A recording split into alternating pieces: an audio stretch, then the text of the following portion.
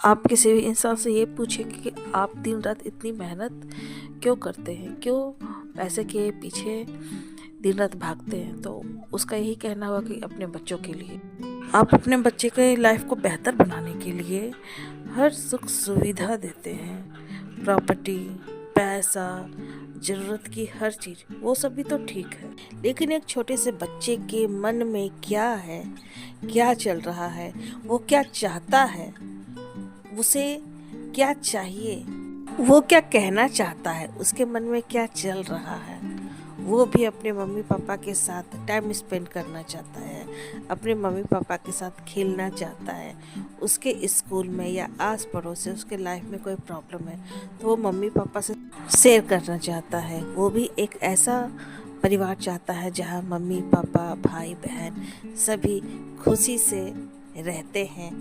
इन सब कमी के कारण बच्चे अकेला महसूस करते हैं, खुद को अकेला समझते हैं और प्यार कहीं और ढूंढना शुरू कर देते हैं, और ख़ास करके तब जब घर में माता पिता के बीच झगड़ा हो रहा हो और घर का माहौल ख़राब हो रहा हो। आजकल आप लोगों ने एक बहुत ही वायरल इंसान आईआईटी बाबा के बारे में तो सुना ही होगा। उन्होंने अपने इंटरव्यू में ये साफ साफ कहा है कि किस तरह से उसने बचपन में अपने घर का माहौल काफ़ी नॉइज़ी था। वो हमेशा देखा करता था कि किस तरह से उसके पिताजी उसकी माँ को पीटा करते थे।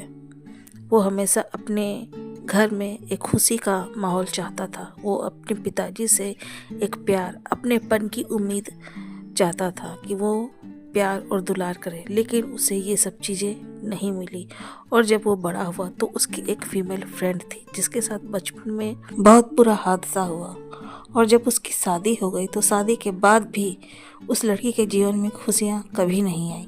शायद यही सारी घटनाएं इसके दिलो दिमाग पर असर कर गई और यह अकेला रहने लगा। अभय सिंह के दोस्तों का, उनके प्रोफेसर का, उनके कॉलेज के लोगों का ये मानना है कि अभय सिंह बहुत ही अच्छा स्टूडेंट था और वो पढ़ने में काफ़ी तेज़ था, और उनकी ये इच्छा थी कि वो अपनी लाइफ में लोगों के लिए कुछ करना चाहता था।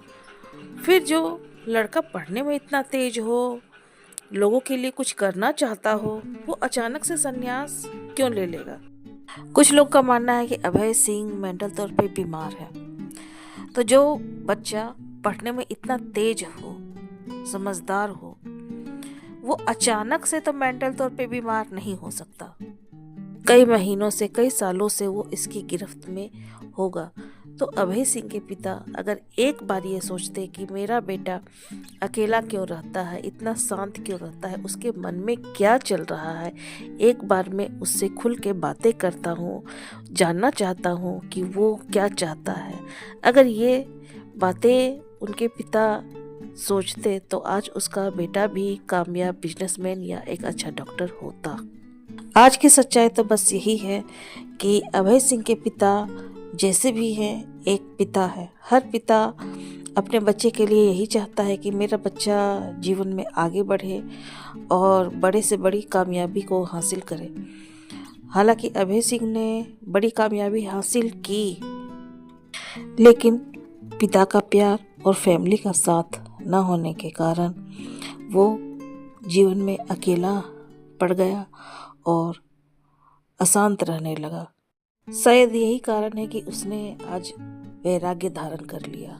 तो मैं ये हर पेरेंट्स को कहना चाहती हूँ कि आप अगर ये सोचते हैं कि मैं सिर्फ पैसों के बदौलत अपने बच्चों को कामयाब बना दूंगा, उसके ऐसो आराम की किसी चीज़ में कमी नहीं रहेगी तो वो खुश रहेगा, तो ये सब चीज़ें तो ज़रूरी है। इसके साथ साथ जो सबसे ज़रूरी बात है वो है आप अपने बच्चों को कितना जानते हैं, आपके बच्चे आपके कितने करीब हैं।